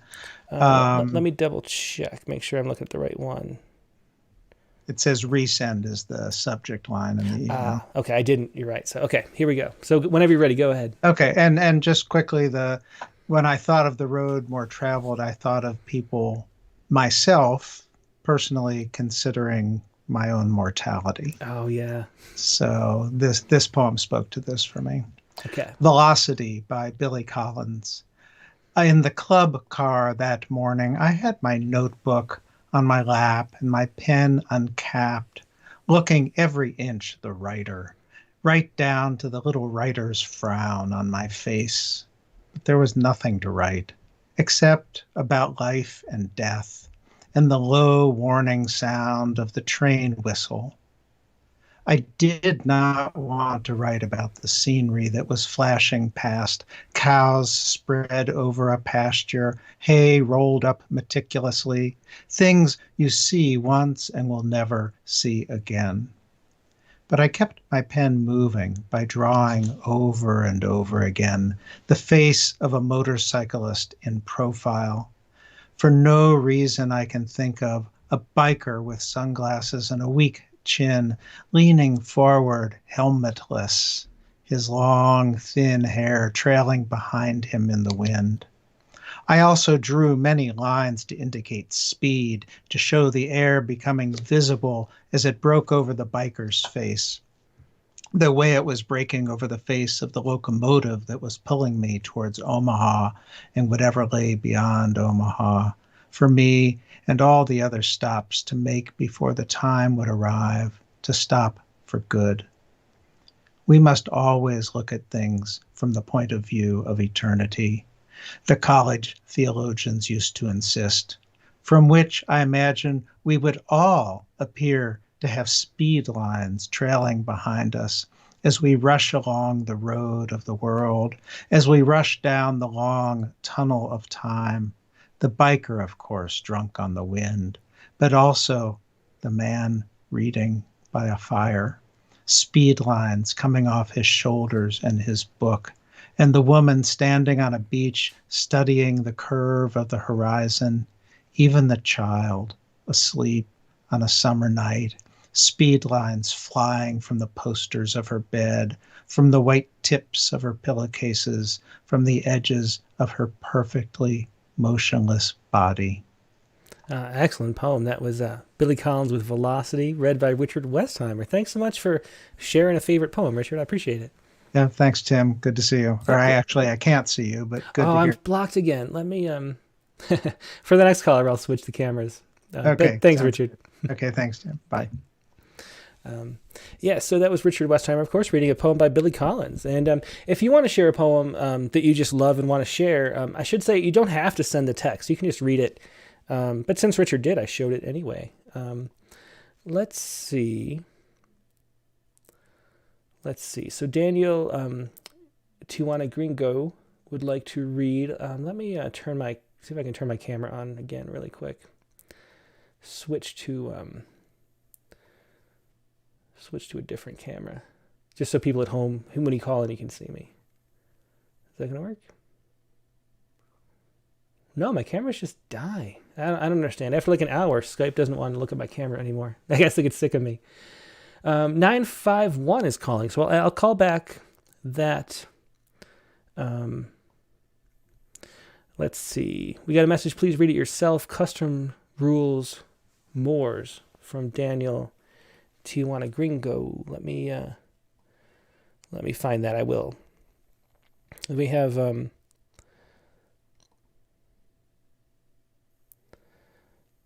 let's see. Okay, here we go. This is that's what it says on this Skype. It's actually Daniel Charles Thomas. And this is poem Rules, Customs, More. Is it Mores? Mores? And he asked he texted me and asked if I'd read this. So sure. This is Rules, Customs, Mores.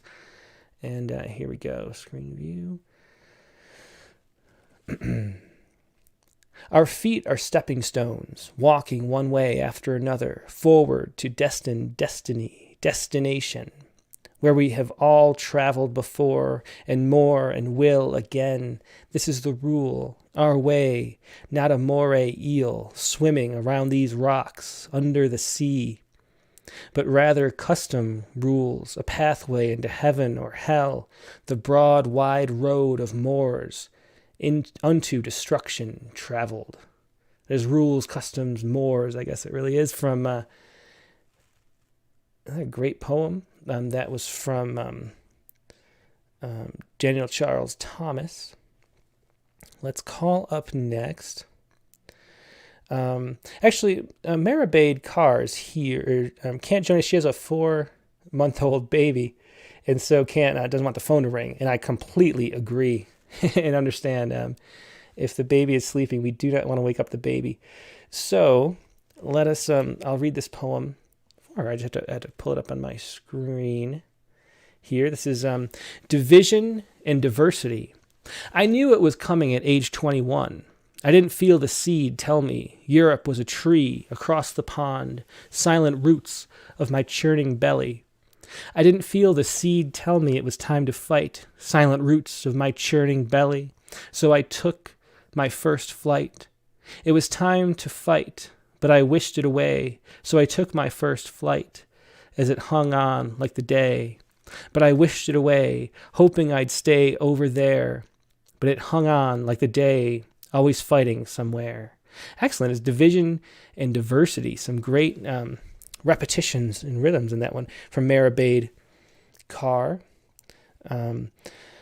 Let's call up. Let's see. So Chloe Sension.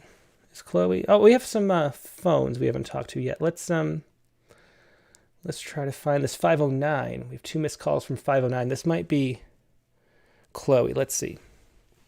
See who answers there.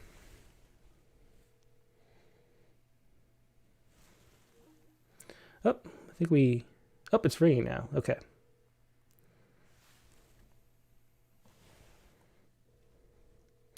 So the phone is ringing. Hello. Hey, this is Tim with Rattle. Did you want to share a poem?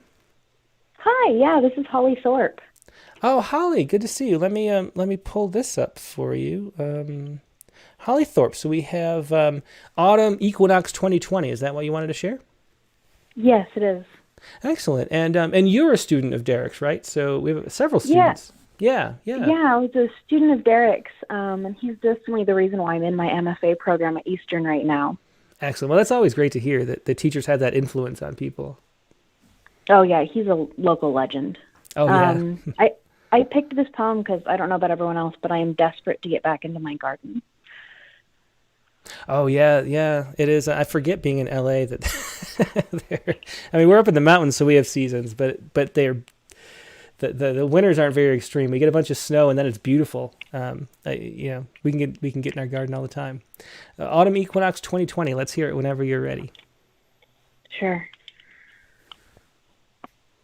1. It's overrun with weeds, and the dirt is hard, but the fruit grows ripe and bright.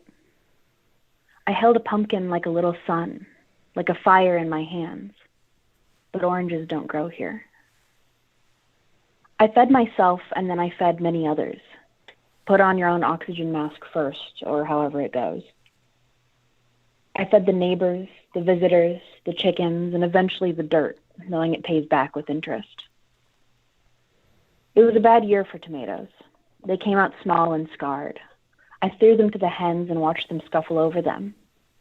I think their favorite color is red, the hot red of tomatoes and the soft red of overripe watermelon. It was a bad year for tomatoes, but I don't eat them anyway. 2. My small field of wildflower blooms turned to paper mache and then back into dust. I don't know if they'll come back next year, but I thank them for their company when they go. Not everything lived, but what did lived well. The lemon balm grew fragrant and wild. I swore to make tea of it, but never did. Instead, I crushed a leaf between my fingers. This is how we greeted each other. I've let the squash plants wither. They were generous, and I would have felt wrong to remove them before they were ready. The chickens, too, will die of old age long after they've quit laying. I will miss most their loud and faltering songs each morning, announcing to anyone who'd care to know that an egg was imminent. 3. Sometimes I see small sparrows, brave or naive, bathe in the abundant dust. They preen and speak softly amongst each other. The cat is an adept hunter. In late spring or early fall, I'll find one of them dead on the back steps, always left where I'll find it, almost never bloodied and almost always entirely dead. The weight of its small body fills me with a certain hollow sadness. They are so impossibly light, but I feel their heaviness in my palm. It's the weight of death, and it makes all small bodies heavier. I put them in the bushes at the edge of the yard, let the insects and weather lay them to rest. There have been no dead birds on my step for a while now. While the garden flourishes under hot sun, the cat and I grow lazy. 4.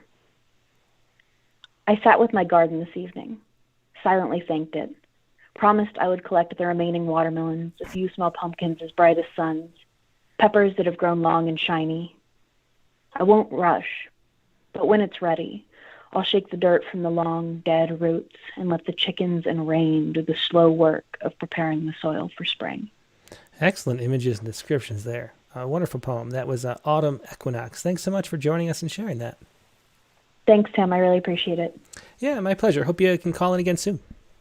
Yeah, bye. Bye. Yeah, that was Holly Thorpe. Let's see. So I have an unknown person. Sometimes... let's see. I'm just going to answer this. 951. I was about to call 951. Hey, this is Tim with Rattle. Did you want to share a poem? Sorry for just answering. Are you there? Yeah, hi. Hey, I hear myself in the background, though, so turn that off so the delay doesn't confuse you. Yeah. Sure. My name is Chloe. Excellent. I was hoping to find you because we have this good-looking poem here. Oh, yeah. Yeah, here it is. Kill the Roommate. And is there anything you want to say about it? Or are you a student of Derek's? I'm not. We just met by divine chance, I suppose. I just really appreciated his poem, exactly what needs saying. Oh, and great. I sent him an email. And he's been emailing me events ever since. So oh, very cool. Well, I'm so glad you could attend. Yeah, I'm so glad you could join us tonight. Is there anything you want to say about this poem before you read it?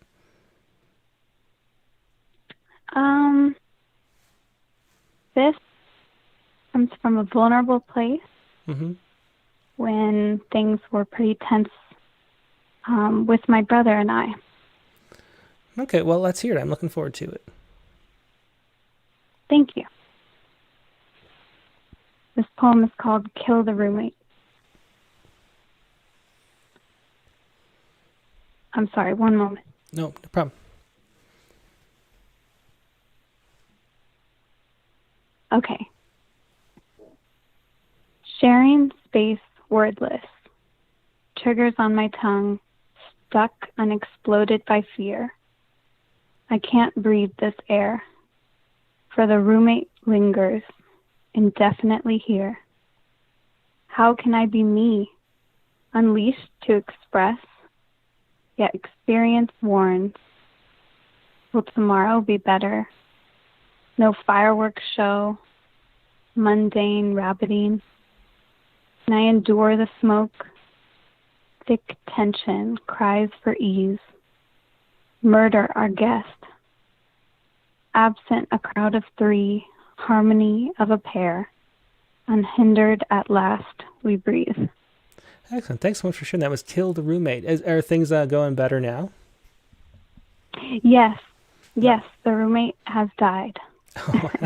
Okay, well, congratulations on that. Hope you have a good night, Chloe. Thanks for sharing that. Thank you. Good night. Yes, that was Chloe Sension with Kill the Roommate. Here, Carlton Johnson wanted us to read one. Let's see, we have, we're running out of time, but let's do Carlton Johnson's, and then we'll do one more caller, and then I'll have to call it there. I'll read Carlton Johnson's, though, first. This is The Road More Traveled by Carlton Johnson. I found myself in the 408, a sign declaring construction next 5 miles. Why me? I hate these jams. Joining, rejoining, merging with the school buses on tour, the firefighters, the freighters, the semis, the cabs, the slabs of concrete on the back of a truck rigged with orange bungee cord, crawling an endless line of lemmings looking for a cliff. So slow, so damn slow. It makes so little sense to be bumper to bumper, slipping to slumber with this vast, immeasurable number groping forward. Occasionally a horn blares, the mating song of a dying VW or Trans Am, as an endless line of eye rolls and shoulder shrugs, the many lead-footed trying to hold back, resisting the temptation to barrel ahead, to plow into a dune buggy, heading to the beach. Does it really ever end? That is The Road More Traveled by Carlton Johnson. Thanks so much for sharing that, Carlton. Great rhythms and sounds in that poem. A pleasure to read. We have one more. We have time for maybe one more. Let's see. I'm trying to find someone who hasn't been on in a while. Second. Yeah, let's do, let's call up James Gaynor. I'm sorry that has to be the last person. There's just too many people to get to tonight, but it's always a wonderful problem to have, having the open lines being completely full. But James hasn't been on in several weeks, so let's call up James Gaynor. Maybe we'll read Vicki Miko's if it's really short, too.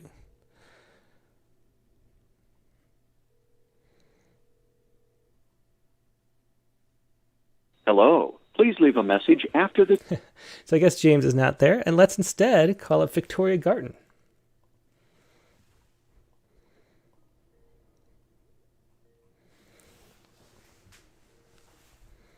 And she has A Road More Traveled. Hey, Victoria. How are you doing tonight? I'm doing great. How are you? I'm doing excellent. You're going to be our last caller for tonight, and you have A Road More Traveled poem. Do you want to come in on video? Or Yeah. Okay.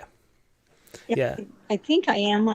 You Am are. I? Oh, there you are. Yep, you're here. You can't see me, unfortunately, because of my issue that I'm having, but we see you.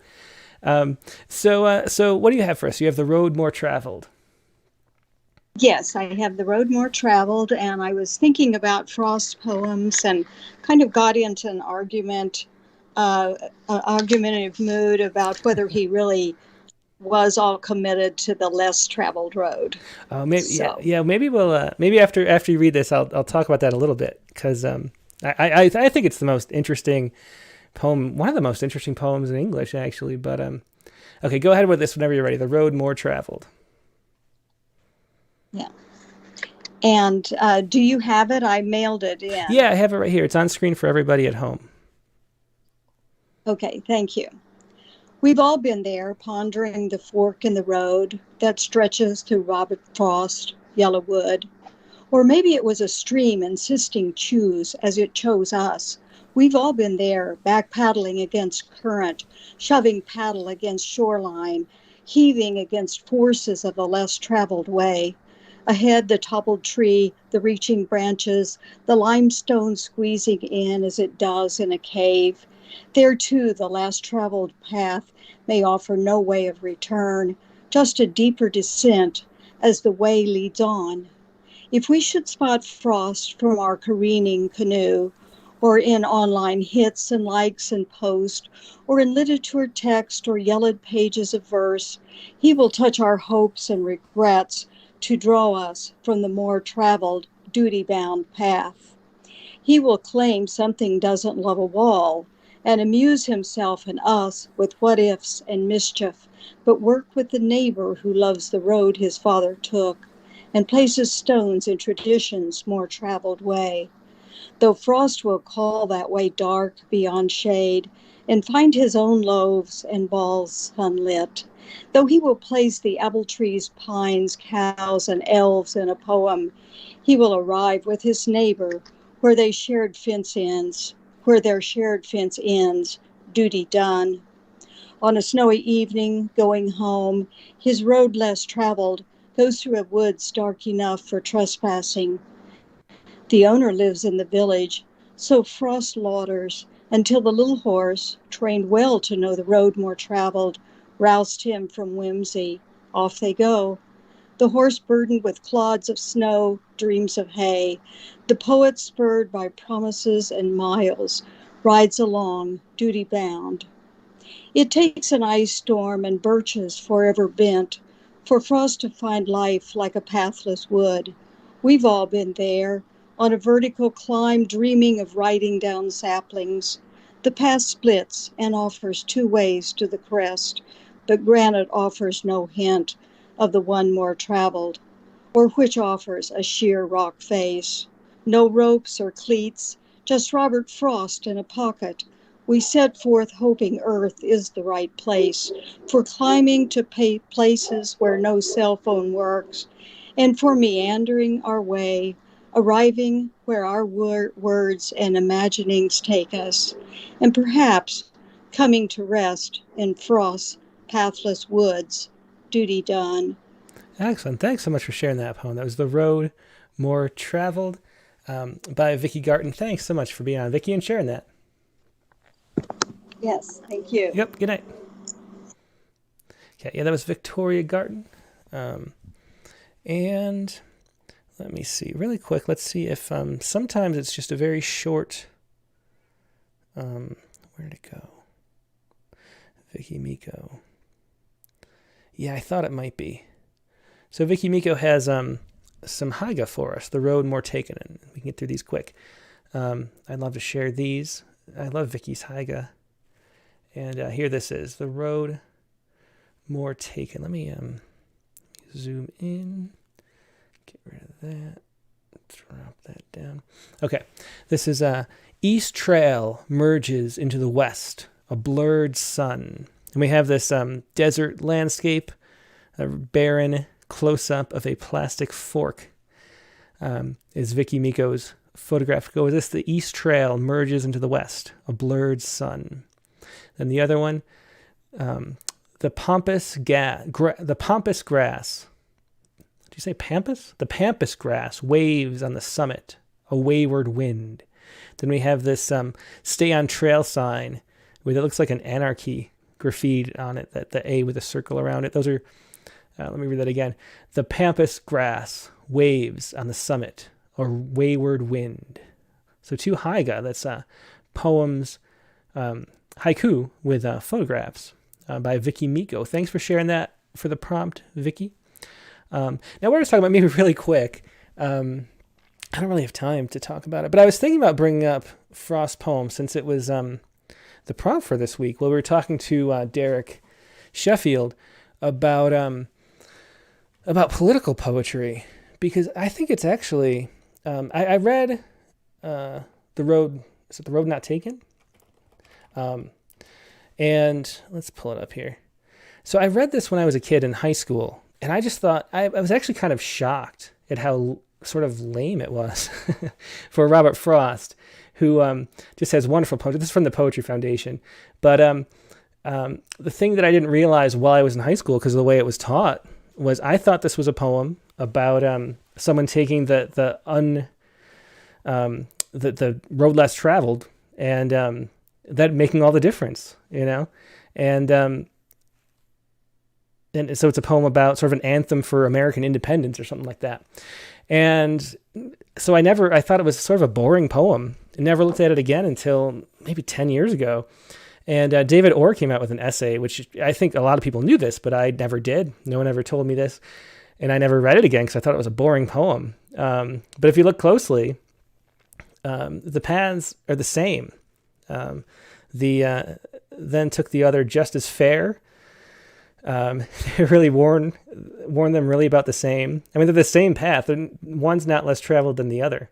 And at the end, when Frost takes the road less traveled by, and that's made all the difference, when really it made no difference whatsoever. And this is just sort of a poem about the illusions that we tell ourselves as we move through life, about the things that matter, and the excuses that we make for sort of, I don't know, the actions and what transpires. We blame it on the road less traveled. And it was actually a poem sort of poking fun at a friend of his who sort of behaved this way all the time. And I just think that's just a great poem to do. I think it's hilarious, actually. And but the interesting thing is that it feels like when we're talking about that's two ways political poetry works. Political poetry can be sort of an anthem for some kind of good value. That's what it's sort of read as something about the importance of independence and in sort of bold decisions and things like that, and being your own person. It'd be great for a Toyota commercial or something. But it's actually a poem about the way we deceive ourselves. And that's the deeper sort of truth behind the poem. And I think, political poems work on that level where they're about something deeper that we didn't know we knew. We kind of knew that deep down, but we don't know we knew it. Anyway, that is just what I was thinking, but I didn't want to bring it up and sort of sidetrack the discussion with Derek. But now next week, the prompt for Rattlecast, and remember it's an early one. It's Tuesday at 10 a.m., so I'm going to have to actually write my poem ahead of time this time. And next week's prompt is going to be, here we go. Next week's prompt is write a poem about one or more of the four elements: earth, water, air, and fire. That's next week's prompt. Write a poem about one of the four elements, one or more of the four elements: earth, water, air, and fire. Bonus points if you get all four in, I'm sure, but you don't have to. And that will be our prompt for next week. And as I mentioned a few times during the show, next week's guest is going to be A.E. Stallings. Her newest book is Like, but she was interviewed in Rattle number 70. Derek mentioned it a whole bunch of times in this interview. And it's a really great conversation I had with Alicia back in, I guess that was September when we did that. And she's going to be on to read a lot more poems and talk more about the stuff we talked about then. So read that interview first and come with like follow-up questions you have. That'd be really great. You know a lot about Alicia. It's a 25-page or something interview in Rattle number 70. So check that out and come with some questions on Tuesday, March 2nd. And note the special time, 7 hours earlier, because she's in Greece and we can't do it in the middle of the night for her. That wouldn't make sense. So it's going to be 1 p.m. Eastern time, 10 a.m. Pacific time with Alicia, or A.E. Stallings. And we have just wonderful poets coming up. We have, after that, we have Anthony Tao in China. We'll be talking about the poetry scene in China, which is going to be fascinating. Then we have Wendy Vitalock, Denise Duhamel, Kim Adenizio, some specialty sort of interesting shows with a lot of content. So be sure to tune in. Make sure you're subscribed. Make sure you've clicked the like button. And no matter where you're watching this, whether it's after the fact on iTunes or one of those podcast platforms, or live on YouTube or Facebook or Twitter, wherever you can do it. Click something, make sure you're subscribed, make sure you're following us, and you'll get all these great conversations and interviews and wonderful readings of poems every Tuesday at least. So hope you enjoyed this. Hope you have a great night. I will talk to you soon. Good night.